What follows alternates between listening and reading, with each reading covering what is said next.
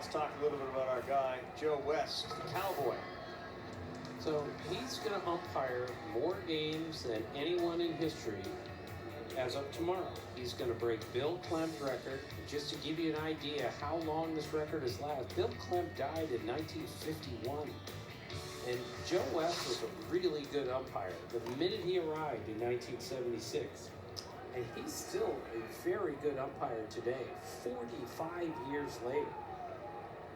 And I did a 6,000-word story on him last year for ESPN.com. I probably interviewed 30 current and former players, and I expected almost none of them to speak to me about an umpire, and every one of them was happy to talk about Joe West. And most of them have tremendous respect for his umpiring ability. 68 years young, he made his debut in '76, at the age of 23. He's been through 6 different commissioners. And he follows the rules, Ravi. That's the thing. I'm going to do this for the good of the game, and I'm going to protect the game, and we're going to follow the rules when I do a game. No game has ever been too big for Joe West. There's no chance he's going to shrink in a big game at Yankee Stadium. Buck Showalter told me, any big game, I'll take Joe West behind the plate any day because he's not going to lose control of the game. And Eduardo Perez told me once, Joe is the judge who sends a guy to jail for 10 years because that's what the crime calls for. But he's also going to be the guy who's going to pick the guy up in prison after 10 years. That's who he is. Agreed, Eddie? Agreed. He knows how to separate what happens on that field to what happens outside of the field. He is loved by so many, and he gives so much back off the field. Again, the stories that Joe West has, again, since 1976. This guy's a country singer.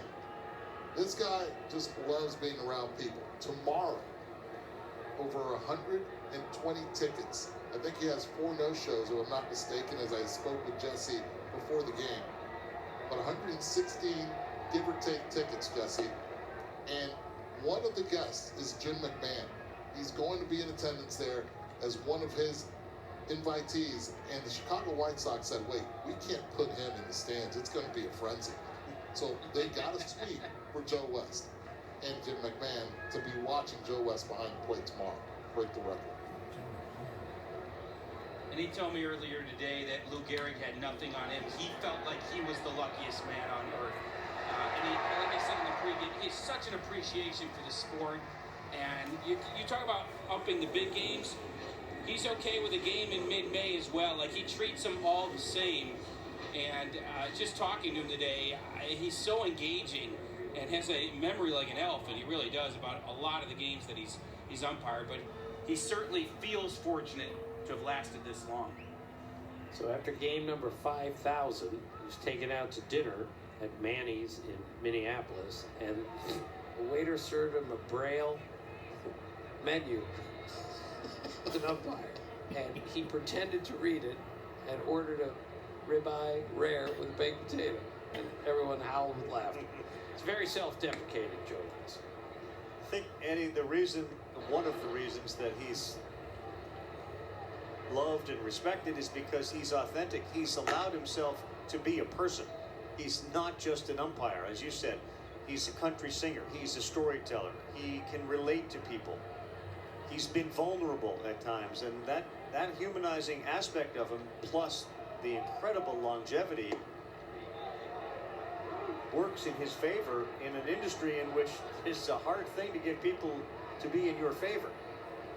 So in 1976 and 75 and 76, and while I was growing up in Cincinnati, Sparky Anderson had all the young kids always watch the game. Included was Ken Griffey Jr., Pete Rose Jr., my brother, so many of the kids that we just loved baseball and continue to love it. And we had to yell to the umpires on any call that was against the Reds, umpire, you need glasses. It was his first year. It was my first year then in 1993 in the big leagues. And he called a pitch that I thought was like a foot outside a strike. And he goes, you think I need glasses now? And he never forgot. And I thought it was a great story. And since we've been very good friends. much. I've respected him with what he has done on the field. The stories are great. And a lot of players have criticized him, but at the end of the day, they see him out, they love Joe West. Rondal's throw down, that's going to be enough to get Sosa. He says hang on, so we may get a review before we go to break.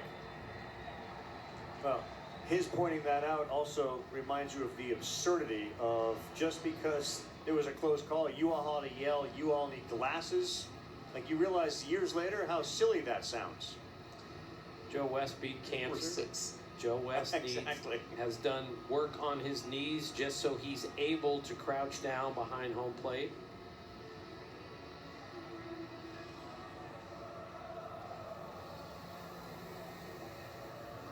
Up from that angle.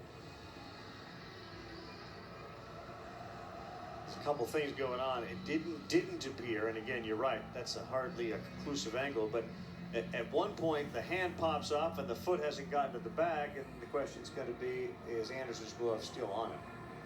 I think the hand popped off the bag. Yeah. And then, so he might be out here.